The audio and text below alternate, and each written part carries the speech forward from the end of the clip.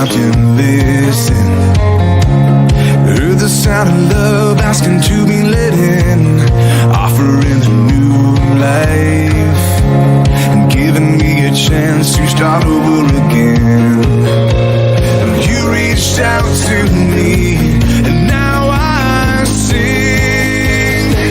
And I am free, and I am free. My sin was wrapped around me, trying to drown me. You have set me free, and I am free,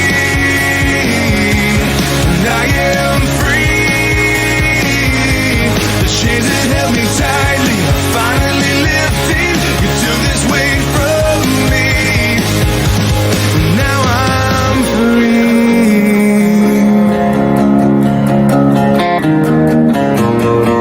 Covered by your mercy, captured by a hope that will always remain. I can stop and breathe now, resting in the shelter of your name. You reached out to me, and now I sing. And I am free, and I am free. My sin was wrapped around me, trying to drown me. You have set me free, and I am free, and I am free. The chains that held me tightly are finally lifting. You took this weight from me. No more fear inside me.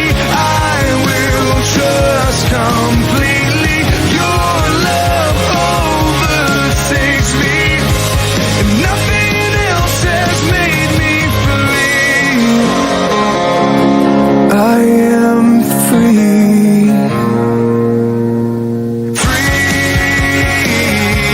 and I am free. My sin was wrapped around me, trying to drown me. You have set me free, and I am free, and I am free. The chains that held me tightly are finally lifting. You took this weight from me, and now I'm free. Yeah. The chains that held me tightly are finally lifting. You took this weight from me, and now I'm free.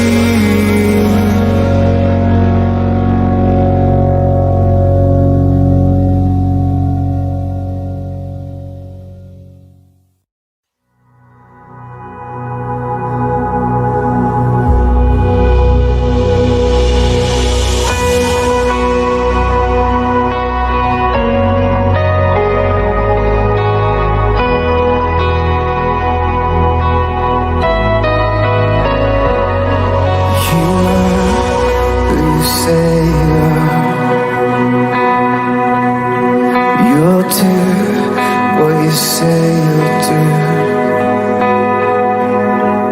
You'll be who you've always been to us, Jesus.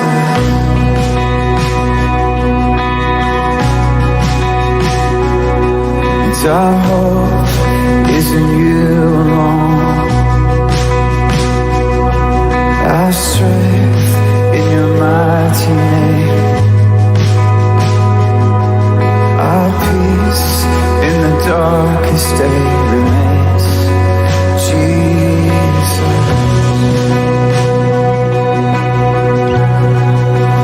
This we know, we'll see the end.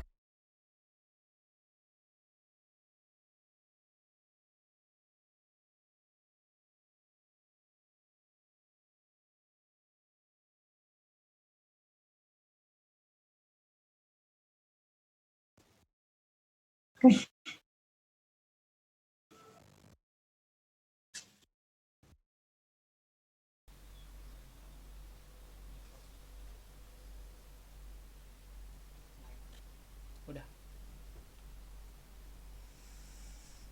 Bapak sendiri mana gambarnya?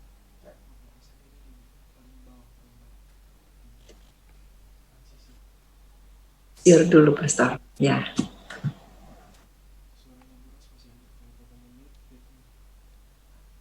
Oke. Shalom, saudaraku. Salam sejahtera. Selamat sore. Senang sekali kembali kita berjumpa dalam Good News Program yang saya percaya menjadi berkat, yaitu dalam tajuk besarnya berkat-berkat perjanjian baru. Dan sore hari ini kita akan bersama-sama akan menikmati kabar baik. Saudara juga boleh berinteraksi, boleh bertanya melalui chat di YouTube ataupun di Good News Grace Facebook. Saudara bisa merespon, bisa mungkin juga meminta dari kami untuk mendoakan. Kami percaya kuasa Tuhan bekerja, Roh Kudus bekerja, dan biarlah melalui program ini kita boleh diberikan pencerahan oleh Roh Kudus, menolong kita, memberkati kehidupan kita di hari-hari ini. Nah, saudaraku, bersama dengan kita pada saat ini sudah bersama Ibu Rosana, ya. Selamat sore, Ibu Rosana. Ya, selamat sore Pastor Devi, dan selamat sore semua yang ikutkan, ya. Senang sekali ya kita bisa kembali boleh bertemu ya di hari ini. Amin ya. Kita bersyukur juga bahwa sekalipun kita terbatas oleh banyak hal dalam kondisi pandemi, tetapi Tuhan baik melalui teknologi yang kita bisa gunakan, kita bisa manfaatkan, maksimalkan dengan hal yang positif, terlebih lagi hanya untuk menyampaikan kabar. Amin. Amin. Untuk itulah saudara, Good News memang berkomitmen, Good News Media Ministry berkomitmen untuk boleh menjadi berkat bagi saudara. Yang disampaikan hanyalah tentang Yesus Kristus saja. Dan sore hari ini saya tidak perpanjang akan lagi, kita akan menyaksikan dan menyimak berkat firman Kristus yang akan disampaikan oleh Ibu Rosana untuk kita semua. Mari kita berdoa, kita awali dalam doa, kita minta pimpinan Roh Kudus, Tuhan boleh menyertai acara kita. Bapa, di dalam nama Yesus kami bersyukur karena hari ini kami boleh ada sebagaimana kami ada, bukan karena kami kuat, bukan karena kami hebat, tetapi kami tahu semua kesehatan, kekuatan, semua hal yang baik kami peroleh datangnya dari Tuhan. Dan sore hari ini dalam Good News Program berkat-berkat perjanjian baru, kami ingin mendengarkan kabar baik. Kami ingin mendengarkan firman Kristus yang menguatkan iman kami. Dan bagi setiap pemirsa, viewers, baik di channel YouTube ataupun di Facebook, Tuhan yang memberkati, Tuhan yang membukakan hati dan pikiran kami, sehingga apa yang kami boleh terima, kami boleh dapatkan, itu sungguh-sungguh menjadi berkat bagi kami. Kami percaya anak-Mu, Ibu Evangelis Rosana Gunawan, Tuhan sudah persiapkan dia untuk menyampaikan kabar baik bagi kami semua sore hari ini. Di dalam nama Tuhan Yesus kami berdoa. Amin.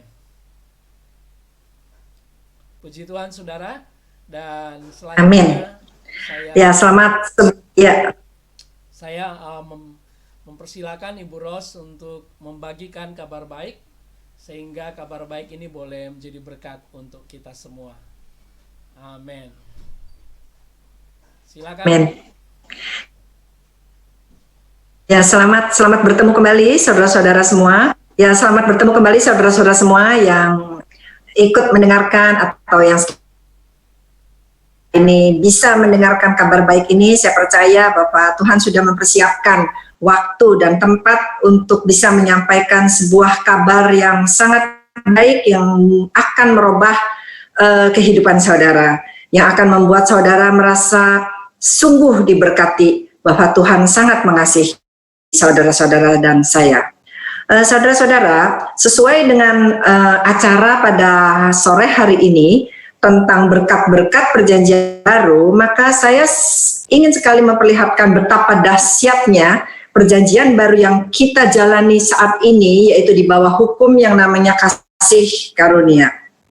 Sebelum kita bisa melihat bahwa kasih karunia ini sungguh dahsyat di dalam kehidupan kita, yuk kita sebentar melihat apa sebenarnya kalau kita tidak hidup di bawah kasih karunia.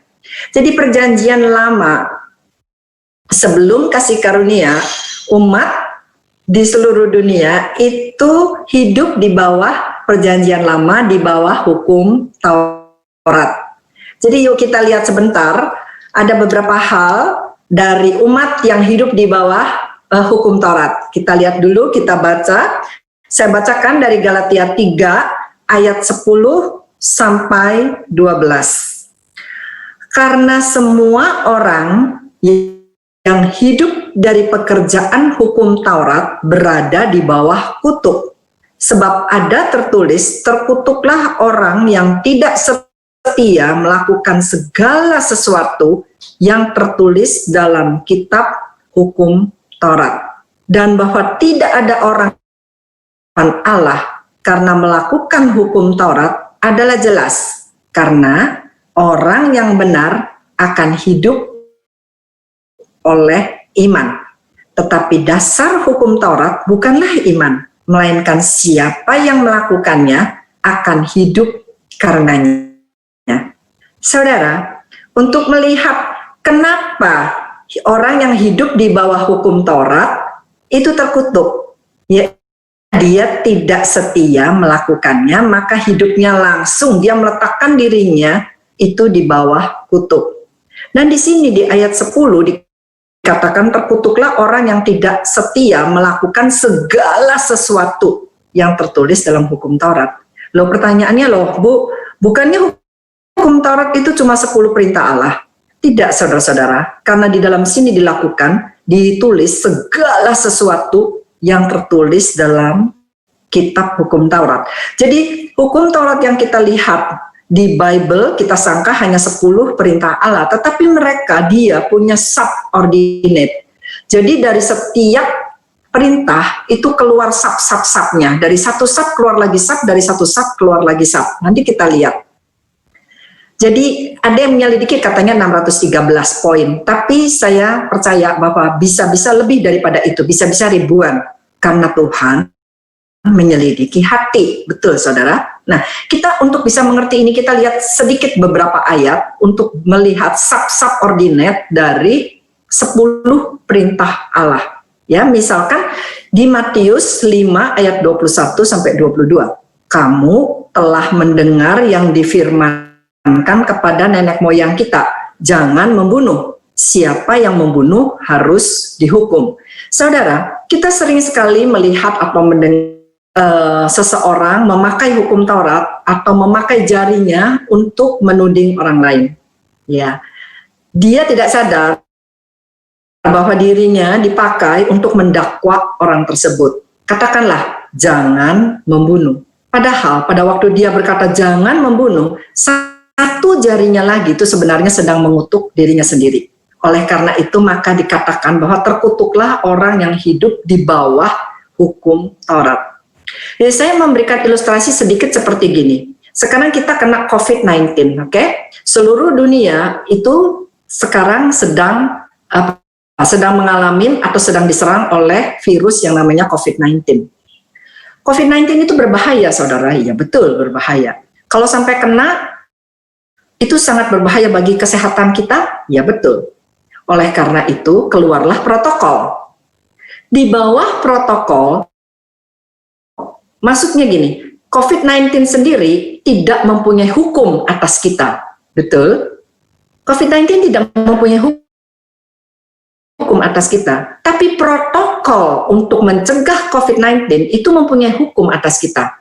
Protokol menyuruh kita memakai masker. Pada saat kita tidak memakai masker, kita kena denda. Jadi si hukumnya itu sendiri adalah protokolnya. Melanggar protokol itu menyebabkan hukuman jatuh kepada kita. COVID-19-nya sendiri itu tidak menjatuhkan hukuman, saudara-saudara. Jadi orang yang di bawah protokol akan dirinya di bawah hukum. Artinya begitu. Ya, semoga jelas ya penjelasan saya ini. Lalu sekarang kita ngelihat apa sih yang di bawah protokolnya itu apa? Jadi yang di bawah protokolnya itu misalkan harus pakai masker. Nah, subnya apa? Kalau tidak pakai masker di dalam mobil, saudara tidak memakai masker, kena fine, kena denda 150.000 katakanlah. Nah, hukum Taurat itu seperti itu. Dikatakan jangan membunuh. Hukum Taurat mengatakan jangan membunuh. Tapi di Matius 5 ayat 22 itu lihat subnya ya. Jadi detail daripada jangan membunuh. Tetapi aku berkata kepadamu, setiap orang yang marah terhadap saudaranya harus dihukum. Jadi artinya pada saat saudara marah kepada saudara sendiri, saudaranya saudara, itu berarti saudara sedang membunuh. Karena hukumannya sama.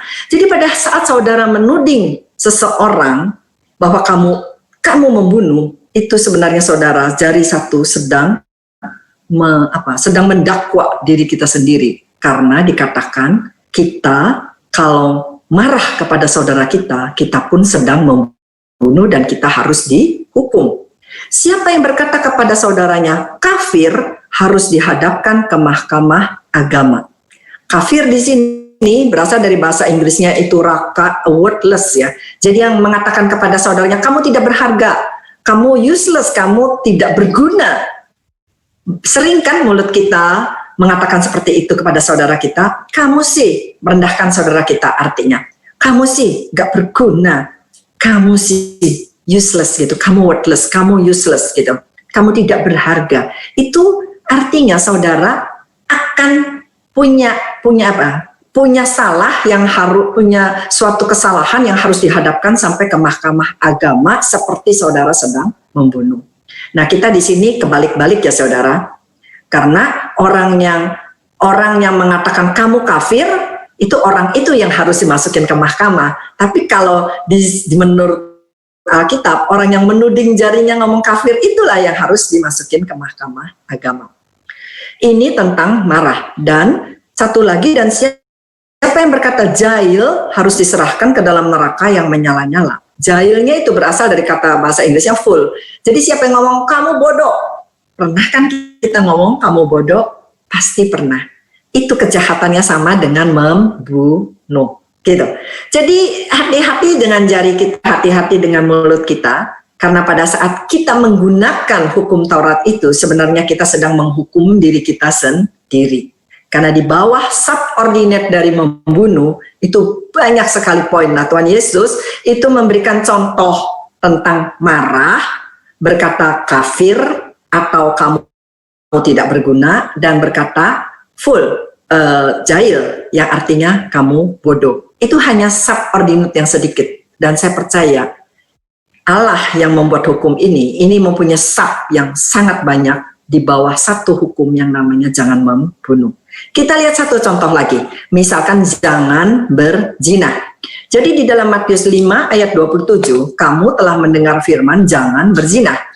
Ayat 28-nya, tetapi aku berkata kepadamu, setiap orang yang memandang perempuan serta menginginkannya, sudah berzina dengan dia di dalam hatinya. Oh saya enggak kok Bu, saya kudus hidupnya, saya tidak pernah melihat sesuatu yang vulgar, katakanlah. Tapi ternyata Allah mengadili apa yang ada di dalam hati kita. Pada saat lihat di film ada perempuan cantik, kita berkata aduh cantik ya perempuan itu. Di dalam hati nih, itu pada saat saudara mengakui bahwa perempuan itu cantik, sebenarnya saudara sedang menginginkannya. Itu judgement-nya, penghakimannya itu seperti itu. Jadi makanya supaya kita tidak dihakimi, kita jangan menghakimi orang lain. Itu hukumnya Kristus. Sampai sini ya saudara, semoga saudara bisa menangkap maksud saya. Bukan saya meniadakan hukum Taurat, tetapi saya mengatakan bahwa meletakkan diri kita di bawah hukum Taurat, itu membuat hidup kita di bawah langsung, accordingly. Jadi langsung kita merelakan diri kita hidup di bawah hukum Taurat, meletakkan diri kita di bawah kutuk. Dan di sini ayat 29-nya, Matius 5 ayat 29-nya mengatakan jika matamu yang kanan menyesatkan engkau, cungkillah. Ayat 30-nya mengatakan jika tanganmu yang kanan menyesatkan engkau, penggalah dan buanglah itu. Jadi di bawah kata jangan berzina, itu terkutuknya apa? Mata harus dicungkil, tangan harus dipotong. Maukah saudara hidup di bawah hukum Taurat? Ya. Saudara, hukum Taurat ini diberikan kepada bangsa Israel. Dan gaung dia itu sampai ke seluruh dunia. Pada saat itu, Israel ada di Mesir. Sebelum hukum Taurat diberikan, bangsa Israel ada di Mesir dan hidup sebagai budak selama 450 tahun di Mesir. Yahweh, Tuhan, ingat janjinya kepada Abraham bahwa dari bangsa-bangsamu akan diberkati. Dari keturunanmu, bangsa-bangsa akan diberkati. Yahweh melepaskan bangsa Israel, mengeluarkan bangsa Israel itu dari Mesir. Mental bangsa Israel saat itu adalah mental budak. Perlu sebuah hukum untuk mengatur budak agar mental budak harus diberi hukum yang mengekang atau memberikan batas-batas moralitas dari suatu kehidupan. Diberitahu bahwa ini loh hukum yang membatasi lingkup gerak kamu karena kamu selama 450 tahun ini sudah hidup sebagai budak. Ya saudara-saudara. Jadi diberilah hukum Taurat itu. Ya. Dan saudara-saudara, kalau kita melihat hukum Taurat itu sebenarnya hanya ditambahkan. Jadi dari Roma 5 ayat 20 dikatakan hukum Taurat ditambahkan. Ditambahkan kepada siapa? Ditambahkan kepada yang bermental budak. Sebab budak masih belum mengerti tentang kebebasan. Atau kalau di Galatia itu kalau kita lihat, itu diberikan kepada yang masih baby, infant. Jadi masih anak kecil sekali, masih baby, masih di bawah umur, yang harus diberikan batasan-batasan untuk lingkup ruang gerak merdeka.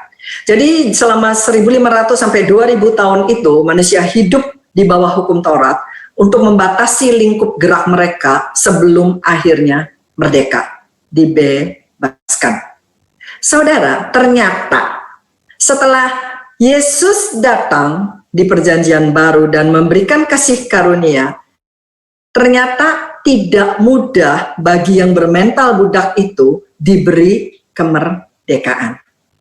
Karena mereka sudah biasa bahwa mereka sudah biasa dihakimi, mereka sudah biasa dihukum kalau salah. Jadi bagaimana sekarang membuat mereka mengerti bahwa sekarang ini merdeka, sudah tidak ada penghukuman lagi. Karena kamu ini sudah merdeka di bawah hukum Perjanjian Baru. Jadi kita mengejak sekarang kepada dahsyatnya Perjanjian Baru. Saudara, tidak perlu Roh Kudus untuk membuat manusia mengerti bahwa berbuat baik akan menghasilkan yang baik, berbuat jahat akan menghasilkan sesuatu yang jelek. Itu tidak perlu Roh Kudus. Hukum moral itu langsung kita mengerti. Orang siapapun di dunia ini sudah tahu hukum moralitas. Jadi kalau kamu melakukan sesuatu yang jahat, ya kamu akan memetik yang jahat. Kamu akan menuai yang jahat. Tapi saudara, butuh Roh Kudus untuk mengerti bahwa Yesus Allah sudah mengirimkan anaknya, memberikan kasih karunia, menebus bahkan yang berdosa dan yang bersalah. Ditebus, habis semua dosanya, dan hidupnya sudah tidak di bawah penghukuman lagi. Budak dikasih tahu, kamu udah gak di bawah hukum lagi meskipun kamu berdosa. Semua dosa dan kesalahan kamu itu sudah ditanggung oleh Allah sendiri. Jadi oleh bosnya sendiri, oleh masternya sendiri. Itu susah untuk memberitahu. Ya itulah manusia sampai dengan sekarang. Semoga saudara-saudara, saya berdoa agar Roh Kudus memberikan pencerahan untuk bisa mengerti hasil kerja kasih karunia Tuhan Yesus yang membuat hidup kita tidak di bawah penghukuman lagi. Itulah dahsyatnya kasih karunia Tuhan. Saudara, saya membuat kira-kira 4 poin untuk hari ini, yaitu hidup di bawah Perjanjian Baru itu punya 4 poin buat saya. Yang ini saya yakin lebih, tapi saya ambil 4 poin saja. Satu, bahwa Allah itu kasih. Enggak gampang untuk membuat budak itu mengerti bahwa Allah itu kasih. Nah, sekarang lihat. Di Efesus 3 ayat 18 dan 19 dikatakan, Paulus itu sampai berdoa, "Aku berdoa supaya kamu bersama-sama dengan segala orang kudus dapat memahami betapa lebarnya dan panjangnya dan tingginya dan dalamnya kasih Kristus." Kenapa Paulus sampai berdoa? Karena enggak mudah untuk semua umat yang sudah biasa hidup di bawah hukum Taurat untuk mengerti betapa panjang, lebar, tinggi, dan dalam kasih Kristus itu. Yang di ayat 19-nya dikatakan, dan mengenal, dan dapat mengenal kasih itu, sekalipun ia melampaui segala pengetahuan. Aku berdoa supaya kamu dipenuhi di dalam seluruh kepenuhan Allah. Kepenuhan Allah itu apa? Allah itu kasih. Semoga kita bisa mengerti bahwa Allah itu penuh dengan kasih. Dan kasihnya dia itu melampaui segala pengetahuan kita. Jadi saudara, betul-betul saya mengajak saudara-saudara untuk berdoa dan minta kepada Tuhan, agar Tuhan bisa membuat saudara mengerti betapa panjang, lebar, tinggi, dan dalam kasihnya. Dan kasih yang melampaui itu, saudara bisa mengerti hari demi hari bertambah. Karena kita sudah kadung punya mental, ingat mental apa? Mental budak yang biasa dihukum kalau salah. Susah untuk membuat kita mengerti bahwa Allah itu sudah tidak menghukum lagi. Karena mental kita sudah kadung mental budak. Ya saudara, jadi budak susah mengerti bahwa Tuhan yang dulu menghukum itu sekarang kok mati buat mereka. Budak juga susah mengerti tentang kasih, apalagi mengenal tentang kasih tersebut. Kasih Allah melampaui apa yang kita perlukan. Pernahkah saudara mikir bahwa kita butuh penebus? Nggak kepikir. Kita lahir sebenarnya sudah dalam keadaan mati. Karena apa? Karena siapa yang makan buah itu, pesan Allah kepada manusia pertama yaitu Adam, kalau engkau makan buah ini, engkau akan mati. Jadi sebenarnya kita lahir sebagai family tree, kemanapun kita naik, family tree-nya itu pasti sampai ke Adam. Dan secara genetik, kita dilahirkan sudah mati. Kita lahir tuh sebagai orang mati, saudara-saudara, tanpa kasih karunia Tuhan. Jadi susah untuk orang mati mengerti bahwa dirinya dikasihi. Dan susah buat kita orang mati sebenarnya untuk mengerti bahwa kita ini butuh hidup. Bahkan kita nggak tahu bahwa keadaan kita ini mati sebenarnya.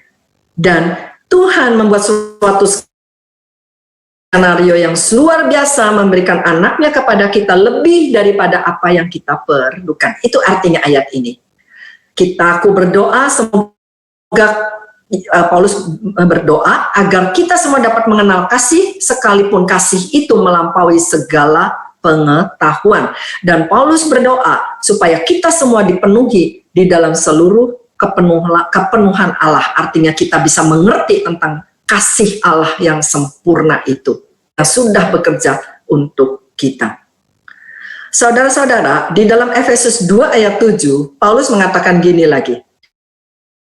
Yang akan datang, ia, yaitu Yesus, menunjukkan kepada kita kekayaan kasih karunia-Nya yang melimpah-limpah sesuai dengan kebaikannya terhadap kita dalam Kristus Yesus.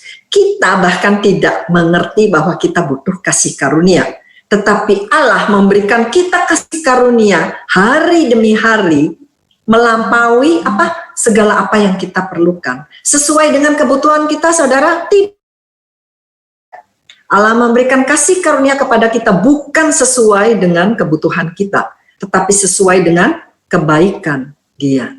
Kita percaya bahwa kebaikan Dia jauh lebih besar daripada kebutuhan kita. Amin, saudara-saudara. Dia sungguh baik, Dia sungguh sangat mengasihi kita.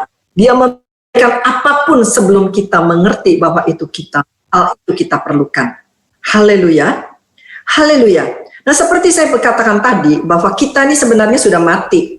Mati apa sih, Bu? Kok kita kan hidup, masih bisa bernapas, jantung kita masih berjalan. Kita mempunyai 3 kematian. Dari Adam yang Allah berkata siapa makan buah ini mati, itu ada 3 kematian. 3 mati, status mati, yaitu 1 status mati rohani. Apa artinya? Artinya hubungan kita dengan Allah itu terputus.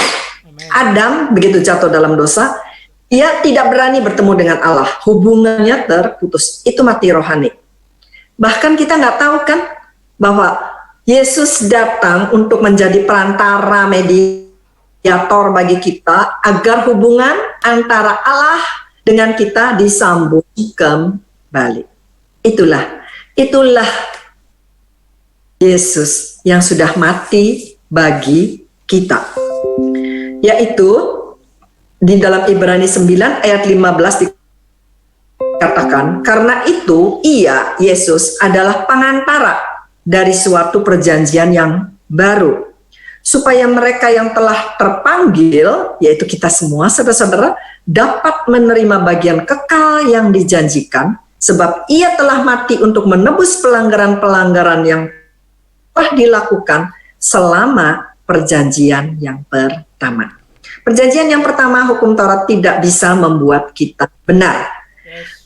Hukum Taurat sangat sempurna, hukum Taurat kudus, hukum Taurat sangat baik, tetapi hukum Taurat tidak bisa membuat kita hidup.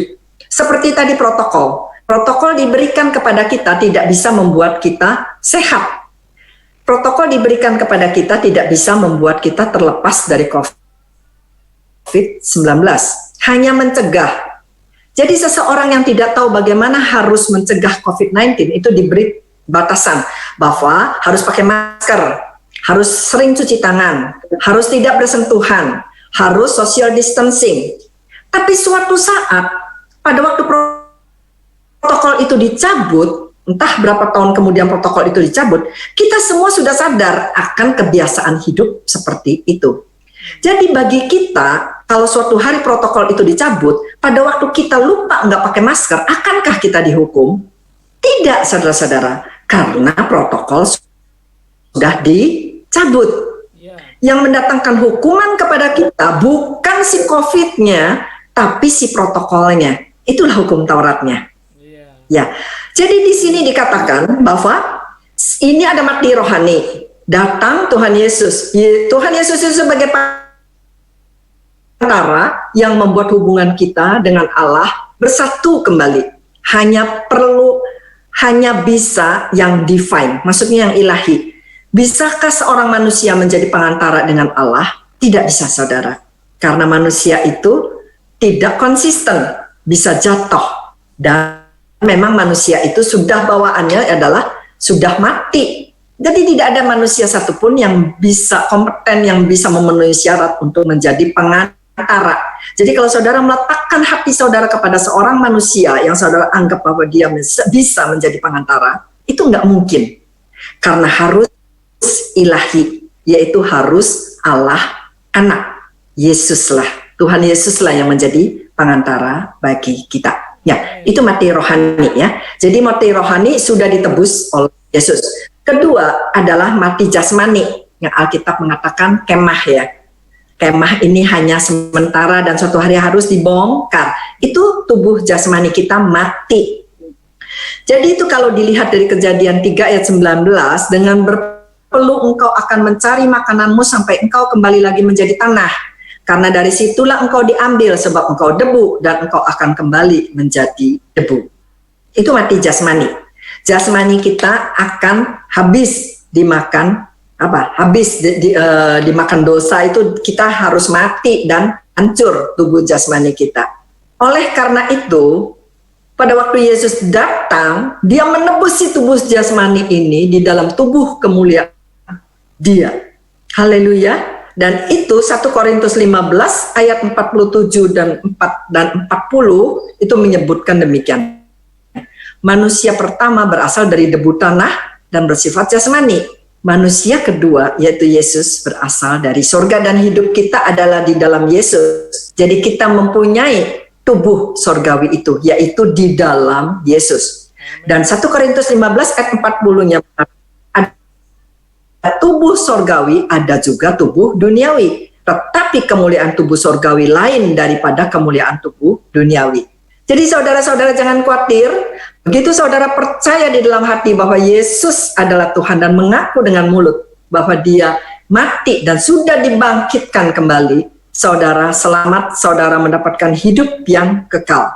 Dimanapun saudara berada, pada waktu saudara mendengarkan message hari ini, kali ini, saudara tahu bahwa saudara cukup percaya di dalam hati dan mengaku dengan mulut bahwa Yesus adalah Tuhan dan Allah Bapa sudah membangkitkan dia dari kematian dan saudara selamat.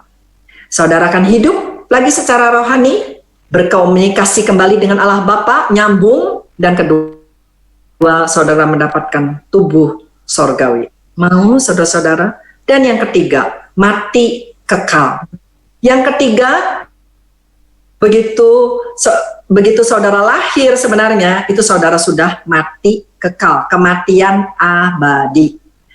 Roma 6 mengatakan, sebab upah dosa ialah maut, tetapi karunia Allah ialah hidup yang kekal. Di dalam, nggak bisa di dalam kita, nggak bisa di dalam manusia, tapi di dalam Kristus.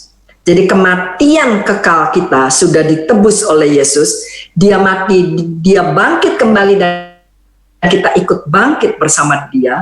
Kita mendapatkan hidup yang kekal. Oleh karena itu, saudara perlu mengaku, selain percaya, saudara mengaku bahwa dia sudah dibangkitkan dari kematian. Karena dengan begitu saudara meletakkan diri saudara untuk bangkit kembali mendapatkan hidup yang kekal.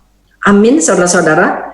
Jadi hal yang kesatu adalah dahsyatnya perjanjian baru. Satu, Allah itu kasih. Kedua, kasih sudah mengalahkan dosa. Amin, saudara-saudara. Hanya kasih yang bisa mengalahkan dosa. Hukum Taurat tidak bisa membuat manusia tidak berdosa. Tapi kasih karunia Allah membuat dosa diganti menjadi ditebus menjadi sesuatu kemuliaan. Amin, saudara-saudara. Nah, ketiga, manusia dibenarkan. Seperti yang kita tahu, ayat 2 Korintus 5 ayat 21, dia yang tidak mengenal dosa telah dibuatnya menjadi dosa karena kita, supaya di dalam dia kita dibenarkan oleh Allah. Jadi saudara-saudara, di dalam hal ini kita mendapat kebenaran dari Allah itu bukan ditawarkan, saudara-saudara. Kasih karunia Allah itu berlimpah-limpah. Itu tidak seperti kerupuk yang cuma digandul-gandul, cuma satu, dan semua yang datang harus terseok-seok untuk mengambil satu kerupuk itu. Atau bukan seperti lucky draw, hanya hadiahnya cuma satu untuk 100 orang. Jadi sekali tidak. Kasih karunia itu berlimpah-limpah, tapi dia tidak cheap, tidak murah karena ditebus jiwa anaknya. Tetapi dia berlimpah-limpah. Dan dia bukan ditawarkan, tetapi dia direbut, saudara. Saudara ingat tentang Lot? Istri Lot berlambat-lambat, maka malaikat Allah menarik tangannya dan menyeretnya. Seperti itu keselamatan. Saudara, keselamatan itu sebenarnya dirampas, diambil kembali oleh Allah kita. Kenapa? Karena kita ini milik dia, saudara-saudara. Kita semua manusia, Allah mendesain manusia bukan untuk mati, tetapi iblis menipu manusia, ambil manusia menjadi milik iblis. Dan Tuhan merampas kita kembali. Jadi mission ini, mission yang paksa, kita harus pindah, kita harus dipindahkan, kita harus diselamatkan. Seperti dia menyuruh Petrus, Yesus menyuruh Petrus, ikut aku. Dia nggak ngomong, nak, maukah ikut aku? Enggak. Petrus, kau ikut aku. Pada waktu beberapa muridnya berdalih-dalih, katanya harus menguburkan siapa orang tuanya dulu yang mati, Yesus mengatakan apa? Biarlah yang mati menguburkan yang mati. Kenapa? Karena memang tanpa dia semua orang mati. Biar yang mati menguburkan yang mati. Tetapi kamu ikut aku. Komen, saudara, perintah, ikut aku. Lazarus diperintah, keluar kau. Itulah perintah dia. Jangan di situ. Jangan tinggal di situ, keluar. tinggal di sini. Kepada Firaun, dia berkata apa?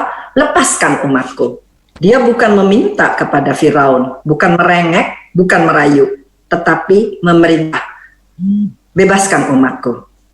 Anak sulungmu mati kalau kamu tidak membebaskan anakku. Itulah Allah kita, saudara. Allah yang memerintah agar kita pindah. Nah, sekarang di zaman now ini kebalik-balik, saudara. Artinya pelaku bisa dirubah menjadi korban, victim. Padahal dia pelaku. Misalnya kalau ada seorang pencuri terus ditangkap sama orang kampung, dipukulin sampai hancur, sampai babak belur lah, bukan hancur, sampai babak belur. Langsung media akan menulis bahwa pencuri itu, waduh, kok melanggar, si orang kampung ini sebenarnya melanggar hukum ya, menghakimi, harusnya kan dikasihkan kepada polisi. Kasihan ini, pencurinya jadi babak belur. Jadi si pencuri itu kan pelaku, tapi bisa dirubah menjadi korban. Aneh kan, saudara? Ada orang korupsi. Korupsi itu merugikan berapa banyak keluarga-keluarga lain karena dia korupsi. Berapa banyak istri-istri, anak-anak dari keluarga lain yang dirugikan karena dia korupsi. Tapi pada saat si orang koruptor ini ditangkap oleh jaksa atau oleh KPK ditangkap, lalu media massa akan mengeluarkan begini statement, pernyataan, waduh, kok melanggar hak asasi manusia ya. Kalau bisa, kalau ditangkap jangan di depan istri anaknya, kasihan masa depannya. Loh, dia pelaku loh, saudara. Tapi oleh media massa bisa dibalik, sepertinya dia itu korban kesewenang-wenangan orang yang menangkapnya. Padahal orang yang berkata itu tidak mikir bahwa ada 100 orang yang sudah dirugikan, ada istri-istri dan anak-anak lain yang sudah dirugikan. Itu loh korban. Bukannya si koruptor yang korban. Yang korban si sana, yang ini mah pelaku. Nah, ini dibalik-balik, saudara. Misi kita adalah menyelamatkan manusia sesuai dengan misi Allah. Karena yang belum percaya itu statusnya mati. Misinya adalah diselamatkan. Tetapi bisa dikatakan bahwa kamu memaksakan. Enggak. Misi kita adalah kamu korban. Kita ini korban kalau digituin. Kamu ini korban.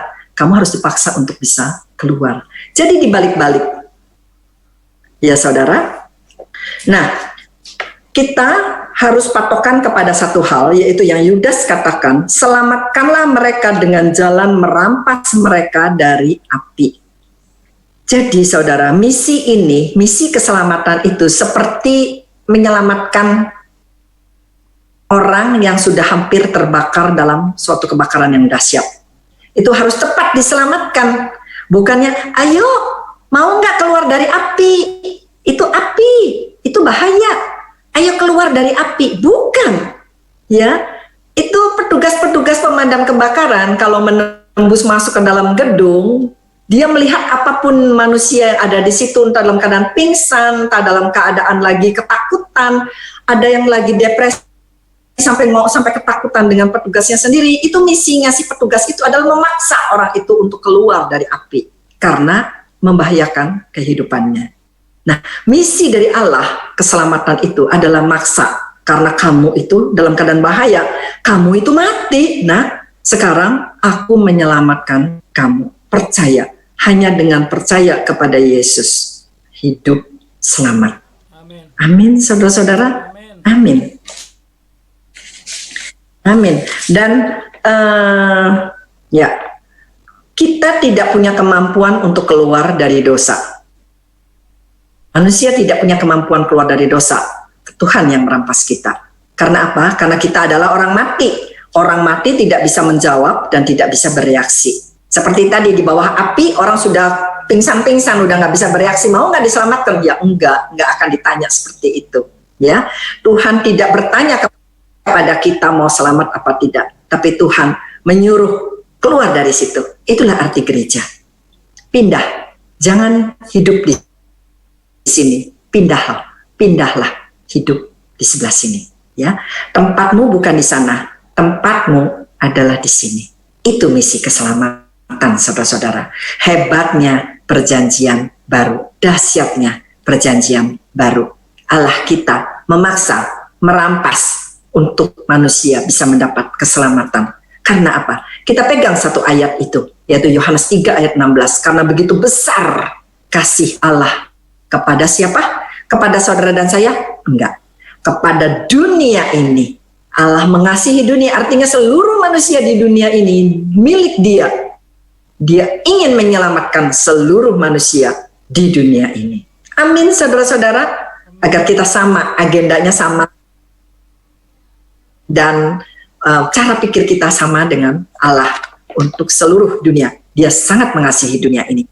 Ya, jadi kalau kita ingin lihat beberapa ayat yang mengatur moralitas, artinya di dalam kasih karunia, loh Bu, kalau gitu orang bisa berbuat jahat.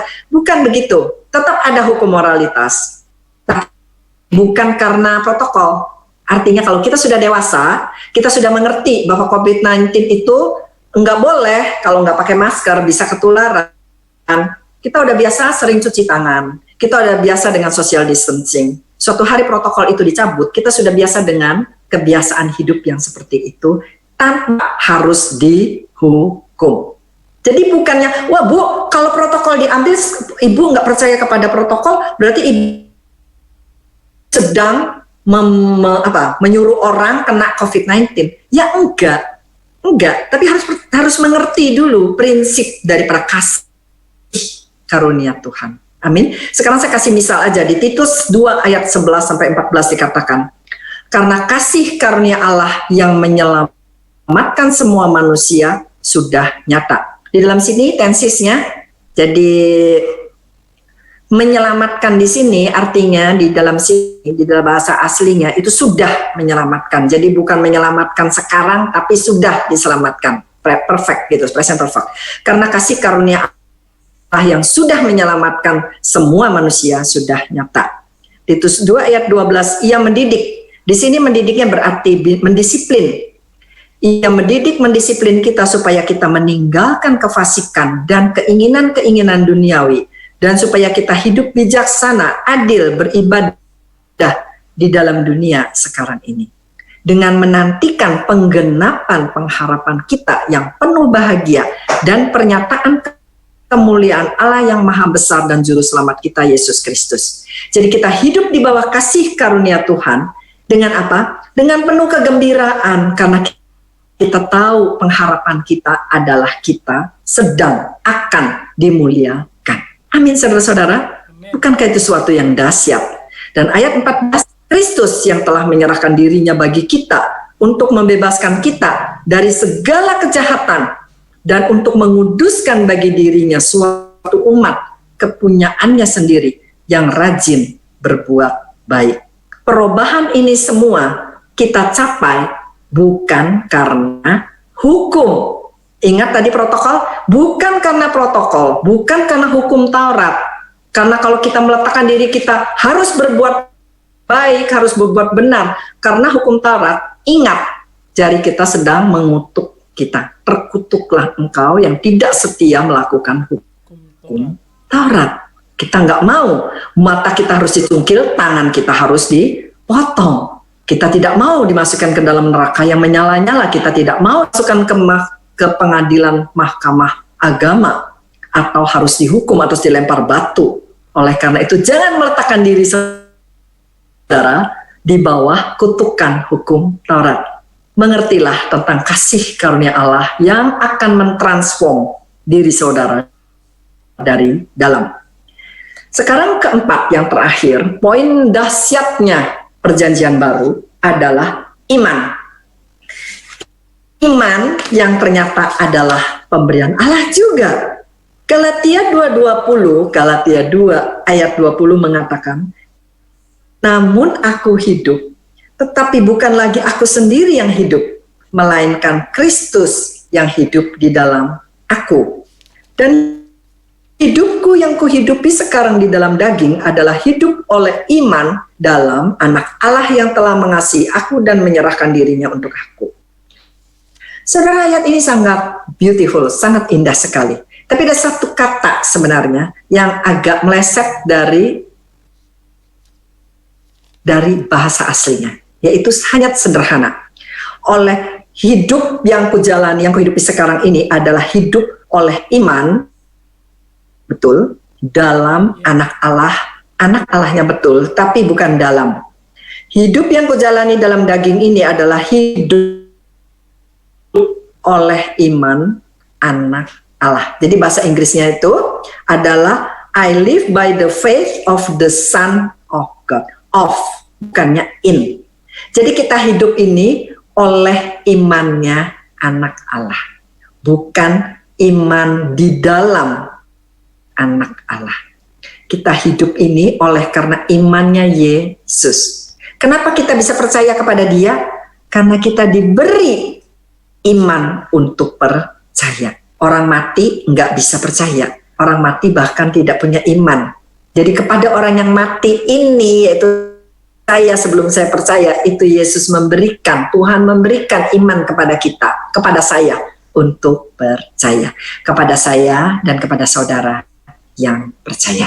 Amin, saudara-saudara. Ada satu ayat lagi yang Rasul-Rasul katakan di Kisah Rasul-Rasul 13 ayat 48 tercatat, mendengar itu bergembiralah semua orang yang tidak mengenal Allah, yaitu kafir, dan mereka memuliakan firman Tuhan.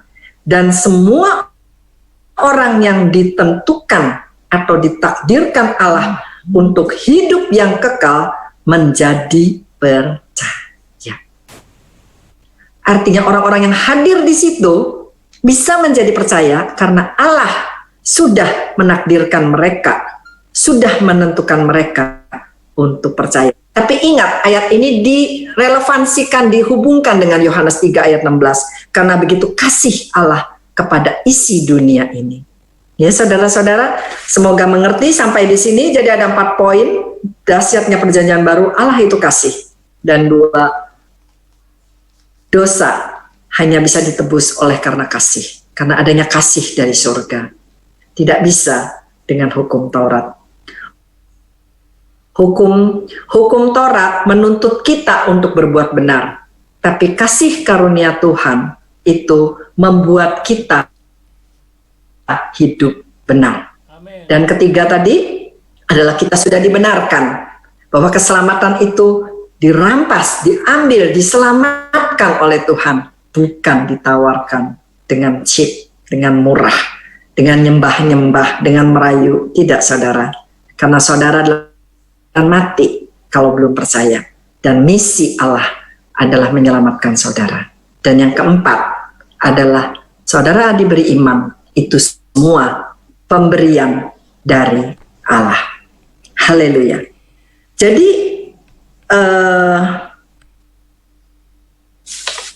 dasar dari kita harus selalu kita melihatnya Kristus. 1 Korintus 3 ayat 10 mengatakan, sesuai dengan kasih karunia Tuhan, kasih karunia Allah yang dianugerahkan kepadaku, aku sebagai seorang ahli bangunan yang cakap telah meletakkan dasar, dan orang lain membangun terus di atasnya. Tetapi tiap orang harus memperhatikan bagaimana ia harus membangun di atasnya.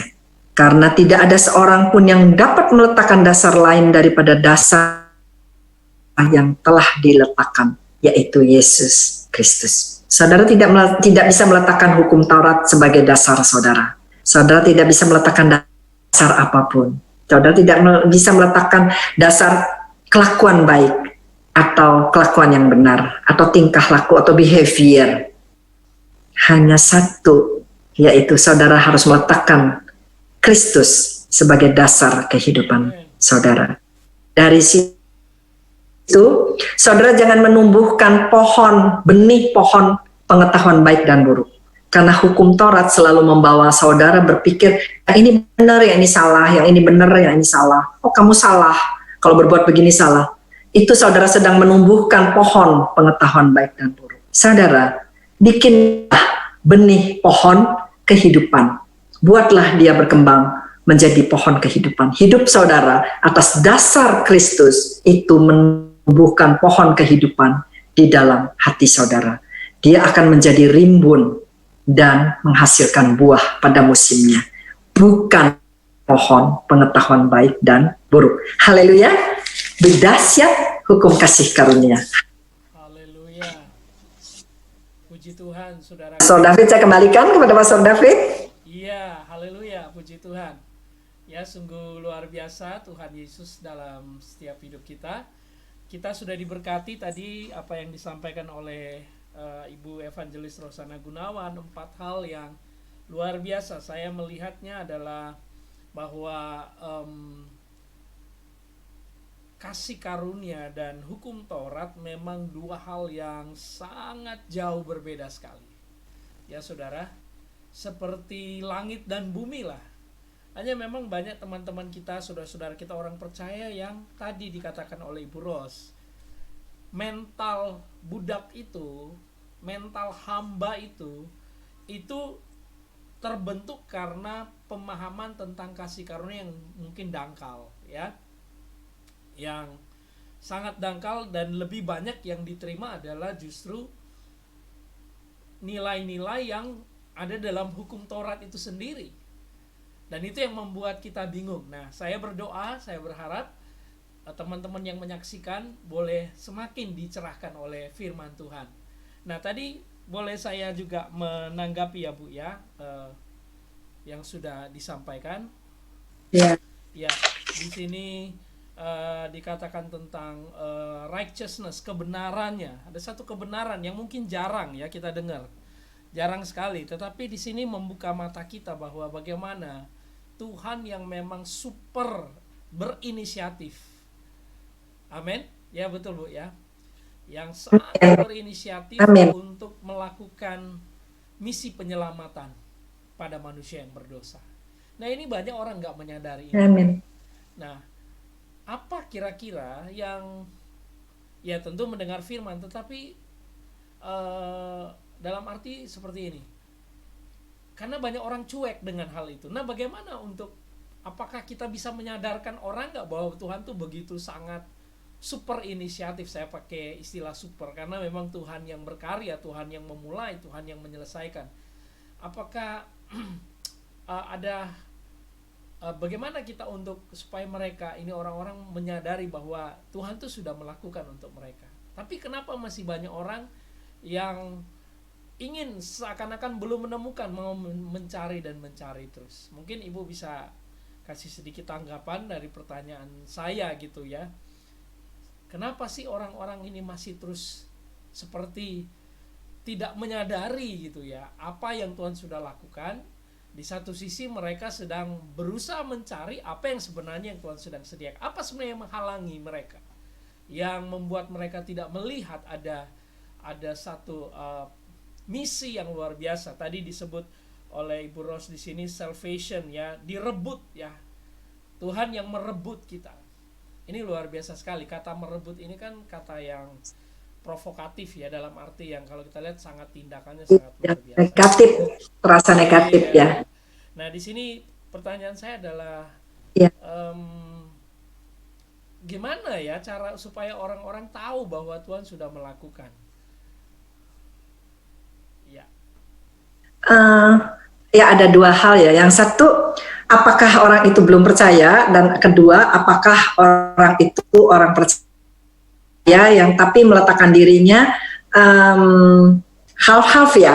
Jadi dia percaya kepada Yesus, tetapi dia masih mikir bahwa dia harus menjalankan semua hukum Taurat itu. Jadi membuat beban menaruh kuk itu di atas dia sendiri, padahal Tuhan sudah melepaskan kuk itu, karena kuk dari Tuhan Yesus itu beda, ringan dan enak. Jadi kalau bebannya itu 10 perintah Allah ditambah sab-sabnya itu ya pasti berat harusnya ya, jadi burn out. Tapi dari sini juga saya merasa bahwa pengertian tentang mati itu sangat membantu saya untuk menjawab hal ini. Artinya tanpa percaya kepada Tuhan yang mendapat hidup, kedudukan posisi keadaan seseorang adalah mati, Pastor. Bagaimana kita bisa mengharap seorang yang mati untuk bisa mengerti yang nggak bisa mengerti. Itu butuh Roh Kudus. Jadi kita tetap menjalankan misi ini, tapi kita tetap percaya bahwa Roh Kuduslah yang bekerja, yang membuat orang tersebut mengerti. Maka saya selalu ngomong kita rest in Him gitu. Arti rest in Him di sini itu sungguh luar biasa. Karena kita hanya menjalankan, kita hanya berkata-kata, kita hanya mengatakan apa yang Roh Kudus ingin kita berkata, tapi sebenarnya jangan bermegah diri, karena sebenarnya bukan kata-kata kita yang membuat orang itu mengerti atau percaya atau mengerti, tapi Roh Tuhan yang bekerja gitu. Jadi Tuhan memakai kita yang harus berterima kasih bahwa diri kita lagi dipakai gitu. Jadi kita nggak bermegah karena kita bisa menobatkan misalkan 20.000 orang, ada 30.000 orang dibaptis oleh tangan kita gitu. Tidak ada sama sekali bermegahnya, karena kita tahu bahwa orang-orang itu mati. Bagaimana kita bisa membuat orang mati menjadi hidup? Enggak, itu hanya power dari Roh Kudus. Haleluya. Semoga itu menjawab, Pastor. Iya, luar biasa ya. Ini yang keempat ya, jadi masuk ke yang keempat tentang iman, karena memang betul tidak ada seorang yang bisa merubah saya, Ibu Ros atau teman-teman Grace Preacher atau preacher, pastor atau gembala. Kita boleh menyampaikan dengan begitu luar biasa. Saya barusan menyaksikan video-video lamanya pendeta pastor Billy Graham yang sangat legendaris itu gitu ya. Wah, melihat dia luar biasa, dan dia sepakat seperti Ibu Ros katakan tadi. Dia katakan bahwa dia melakukan itu karena Kristus yang melakukan di dalam dia, dan nggak ada kemegahan apapun ya. Kalau orang memuji dia, orang memuji kita, itu semua karena kemurahan Tuhan gitu ya. Artinya kita nggak bisa sangkal bahwa memang Tuhan pilih kita, Tuhan pakai kita, tetapi ingat bahwa Tuhanlah yang menaruh kata-kata itu, Tuhanlah yang membuat kita bisa menjadi berkat bagi orang lain. Nah, menarik di sini di iman ini saya tambahkan sedikit. Iya. Jadi gini, sebentar Pastor. Jadi sebentar Pastor, saya nambahin. Jadi kita melihat itu waktu kita dipakai bisa membuat orang bertobat, kita melihat itu bukan itu sebagai hasil, tapi melihat itu sebagai hadiah buat kita gitu. Amin. Ya. Ya, itu seperti rewardnya Tuhan kepada kita kalau kita bisa menobatkan orang. Jadi kita nggak bisa bermegah. Nah, kita menerima itu sebagai hadiah, bukan sebagai hasil gitu. Ya, udah. Ingat saudara, sebagai hadiah. Kalau hadiah kita nggak bisa bermegah karena kita nggak buat apa-apa untuk dapat hadiah. Kalau hasil, kita wah saya yang capek nih, saya yang lakukan nih, dan semuanya kan seperti itu biasanya mungkin pikiran kita. Sehingga ketika ada orang lain menyaingi kita gitu kan, kita merasa wah saya tersaingi, padahal tidak seperti itu. Ingatlah, keberhasilan apapun yang kita peroleh ya, semua itu hadiah. Nah, ini yang iman nih, yang terakhir nih Bu ya. Iman, hidup oleh iman. Iman itu dari Tuhan. Saya setuju, iman adalah anugerah. Adalah anugerah yang memang Tuhan berikan kepada kita yang percaya kepada Dia ya. Saya teringat di Roma 10 ayat 17 berkata bahwa iman timbul dari pendengaran, dan pendengaran akan firman Kristus. Jadi saya memahami di sini bahwa iman itu pertama dari Tuhan, dan iman ini datang ini karena dipicu oleh kehadiran firman. Amin ya, setuju ya Bu? Amin. Kalau firman datang, maka iman itu tidak bekerja dalam kehidupan orang itu. Jadi firman itu penting gitu ya. Firman itu bukan sekedar kata-kata, karena Yohanes 1 ayat 1 berkata, pada mulanya adalah firman, dan firman itu bersama-sama dengan Yahweh, Elohim ya, atau Tuhan. Dan firman itu adalah Yahweh sendiri dan sendiri. Jadi artinya bahwa kehadiran firman adalah kehadiran Tuhan dalam hidup orang itu, dan ketika dia mendengar suara sabda firman Tuhan itu, maka iman itu timbul. Iman itu bukan timbul dari dirinya, tapi iman itu dia dapatkan, dia terima, dan dia mengaku bahwa Yesus Kristus adalah Tuhan dan Juru Selamat. Ya, ini Ini mujizat terbesar, Amin. saudara. Amin. Mujizat terbesar adalah yaitu seorang bisa mengalami metanoia, bertobat. Bertobat dari apa? Bertobat dari dia melihat bahwa dirinya nggak bisa menyelamatkan dirinya sendiri, tapi hanya melalui percaya kepada Yesus dia diselamatkan, dan dia berkata, ya aku percaya. Itulah pertobatan yang dialami setiap orang, saudara. Dan itu seperti tadi Bro bilang, saya Amin. setuju Amin. bahwa bukan kita yang membuat orang itu bertobat, kita tidak bisa menobatkan orang, tapi pekerjaan Kristus di dalam dia, iman yang Tuhan anugerahkan kepada dia, itu yang membuat dia bisa melihat keselamatan itu sudah diperoleh. Amin. Amin. Ya, puji Tuhan. Amin. Berkat-berkat perjanjian baru memang didesain sedemikian rupa, memang hanya untuk menceritakan atau menyampaikan tentang kabar sukacita, kabar keselamatan bagi kita semua. Puji Tuhan, haleluya. Sejauh ini tidak ada pertanyaan, ya, belum ada tanggapan, tetapi saya percaya setiap telinga yang mendengar diberkati. Amin, puji Tuhan. Ibu Ros mau nambahin lagi, ada mungkin summary, ada kesimpulan sebelum Ibu berdoa dan kita akhiri pertemuan ini. Ya, jadi kita sambung sedikit karena agar menghilangkan dugaan bahwa kalau gitu ya kita pasrah aja dong, kalau ini memang roh Tuhan yang bekerja, kita nggak usah ngapa-ngapain. Jadi kita lihat salah satu kebenaran dalam satu ayat itu harus didukung juga dengan kebenaran dari ayat yang lain. Jadi kita nggak ngebuang satu ayat gitu ya, saudara-saudara. Kita pakai dua-duanya. Jadi kalau dalam Roma 10 ayat 13 dan 14 dan 15 dikatakan, 13 dikatakan, sebab barang siapa yang berseru kepada nama Tuhan akan diselamatkan. Ya, itu kan kalau berseru. Nah, ayat 14-nya, tapi bagaimana mereka dapat berseru jika mereka tidak percaya? Harus percaya. Tapi bagaimana mereka dapat percaya kalau mereka tidak pernah mendengar? Jadi bagaimana mereka mendengar kalau tidak ada yang memberitakan? Nah, kita taruh posisi kita yang sekarang ini melalui acara ini untuk menggenapi ayat ini gitu. Kita kan jalan di dalam ayat ya. Hidup kita itu kan ayat itu, firman Tuhan itu di dalam kita. Kita menjalani firman itu melalui ya gini, kita Pastor David mempunyai inisiatif untuk membuat acara ini adalah kita memberitakan firman ini. Ya, gitu Pastor. Iya, luar biasa ya. Ayat tadi Roma 10 itu memang satu paket, nggak bisa dipisahkan dengan barang siapa berseru, ya kan? Dan kedua memang ada kronologisnya, orang bisa percaya, ada caranya Tuhan, harus ada yang memberitakan, harus dia mendengar, ada yang memberitakan, dan ada yang mengutus. Dan Alkitab berkata, legal ada yang diutus, dan terakhir dikatakan apa? Berbahagialah orang mereka yang datang membawa kabar baik, gitu ya. Puji Tuhan. Amin. Jadi jadi sukacita buat kami juga, teman-teman boleh membagikan kabar baik, karena saya memandang bahwa itu hadiahnya kita. Hadiah gitu ya, hadiah kita, artinya kita bisa sharing, bukan kita lebih pintar, lebih pandai, tidak.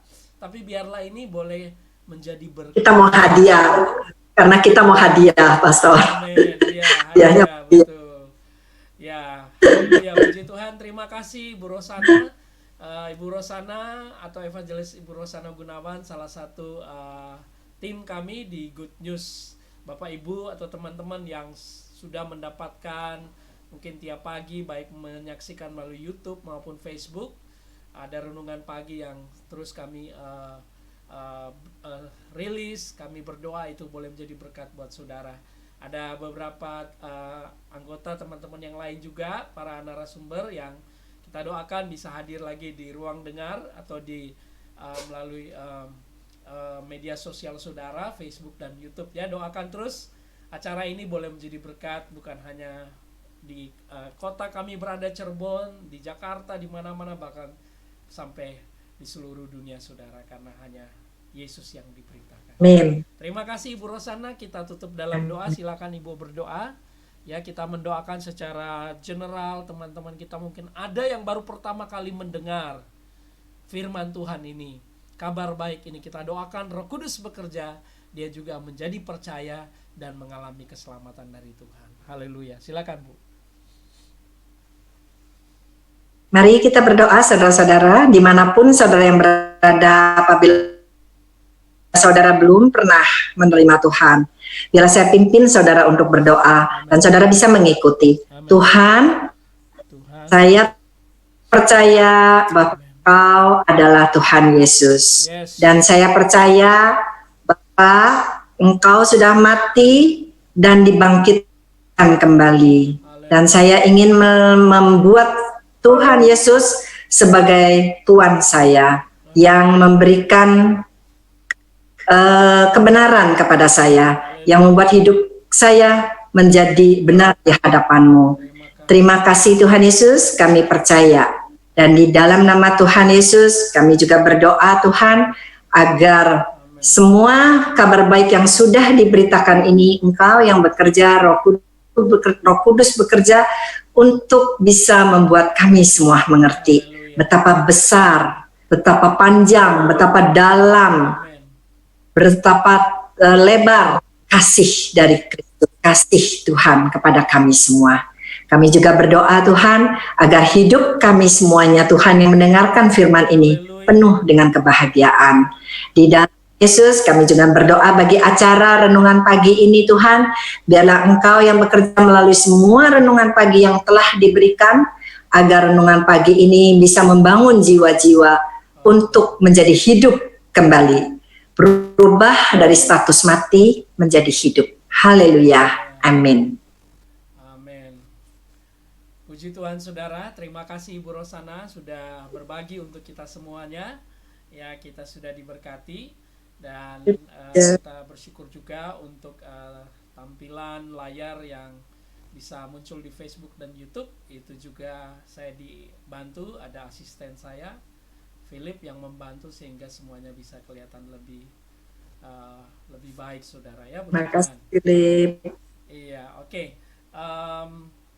Sebelum ditutup, sekali lagi saya ingatkan bagi teman-teman yang ingin sharing, bergabung dengan komunitas Good News Media Ministry, hari Sabtu nanti ya, hari lusa yang akan datang kita akan adakan pertemuan. Nanti Bapak Ibu bisa melihat di Facebook atau ya di Facebook, di situ ada link untuk pertemuan melalui Zoom meeting. Setiap jam 10 pagi hari Sabtu kita berfellowship, saling mendoakan, sharing kesaksian, saling menguatkan satu dengan yang lain. Ya, kami tunggu kehadiran Anda dan doakan biarlah apa yang semua kita lakukan semuanya boleh menjadi berkat bagi banyak orang. Terima kasih dan Tuhan Yesus memberkati.